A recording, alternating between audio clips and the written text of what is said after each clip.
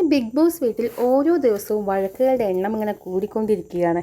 അപ്പോൾ ഇന്നത്തെ വഴക്കിൻ്റെ മെയിൻ ആളാട്ടോ ദേ ആ പാത്രത്തിൽ കിടക്കുന്ന ആൾ. അപ്പോൾ ഇന്ന് മട്ടൻ കറിക്ക് വേണ്ടിയായിരുന്നു അവിടെ മുട്ടൻ വഴക്കുണ്ടായത്. എല്ലാവർക്കും അനുമോൾ കൃത്യമായി മട്ടൻ കറി വാദിച്ചു കൊടുക്കുകയായിരുന്നു. അതിനിടയിൽ ആര്യനും ദേ എടുത്തുകൊണ്ട് പോയി, അതിനുശേഷം ഷാനവാസും എടുത്തുകൊണ്ട് പോയി. ഇത് കണ്ട അതേ സമയം അനുമോൾ ദേഷ്യം വന്നിട്ട് ഇതെല്ലാം അവിടെ ഇട്ട് അങ്ങനെ പോവുകയാണ് ചെയ്തത്. അതിനുശേഷം അനുമോൾ കുറേ നേരം ഇരുന്ന് കരയുന്നുണ്ട്. പാത്രത്തിൽ കൈയിട്ടെടുത്തു, ഞാൻ വിളമ്പി തരുന്നുണ്ട് എന്നെല്ലാം പറഞ്ഞ് പലതരത്തിൽ അനുമോളോടെ കരയുന്നുണ്ട്. എന്തിനാണ് ഇങ്ങനെ ചെയ്തത് എന്ന് പറഞ്ഞ് കരയുന്നുണ്ട്. ശരിക്കും അനുമോൾക്ക് അവിടെ കരയേണ്ട ഒരു ആവശ്യമുള്ളതായിട്ട് തോന്നുന്നില്ല. കാരണം അവർ പാത്രത്തിൽ നിന്ന് എടുത്ത് കഴിച്ചു, ശരി തന്നെയാണ്, തെറ്റാണ് ചെയ്തത്, തെറ്റാണ്.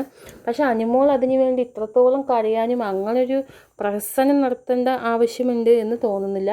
ക്യാപ്റ്റൻ പറയുന്നു ആര്യനാണ് ഫസ്റ്റ് എടുത്തത്, അതിനുശേഷമാണ് ഷാനവാസ് എടുത്തതെന്ന് പറയുന്നുണ്ട്. പക്ഷെ ഷാനവാസ് പറയുന്നു ആര്യൻ എടുത്തതിന് ശേഷം ഷാനവാസ് എടുത്തു, ആര്യൻ എടുത്തത് കൊണ്ടാണ് ഞാൻ എടുത്തതെന്നൊക്കെ പറയുന്നുണ്ട്. അനീഷ് പറയുന്നുണ്ട് ഷാനവാസാണ് ആദ്യം എടുത്തതെന്ന്.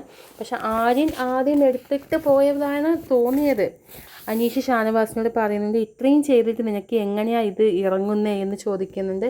അത് പറയുന്ന സമയത്ത് ഷാനവാസ് ഭക്ഷണം കഴിക്കാതെ ആ പാത്രത്തിന് അവിടെ വെച്ചിട്ട് പോകുന്ന ആ സമയത്ത് ഷാനവാസിൻ്റെ പ്ലേറ്റ് ഏകദേശം 85% ഫിനിഷ് ആയിട്ടുണ്ട്. അതിലങ്ങനെ പ്രത്യേകിച്ച് ബാലൻസ് വെച്ച് കൈയിട്ട് വെച്ച് പോയി എന്ന് പറയത്തക്ക ഒന്നും ഇല്ല അതിൽ.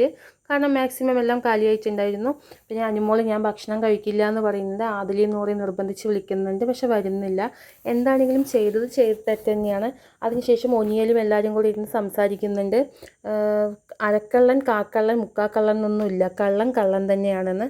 അപ്പോൾ ആര്യൻ്റെ തെറ്റ് സമ്മതിച്ചു കൊടുക്കുന്നുണ്ട്. ഞാൻ എടുത്തു, തെറ്റാണ്, സമ്മതിച്ചു എന്ന് പറയുന്നുണ്ട്.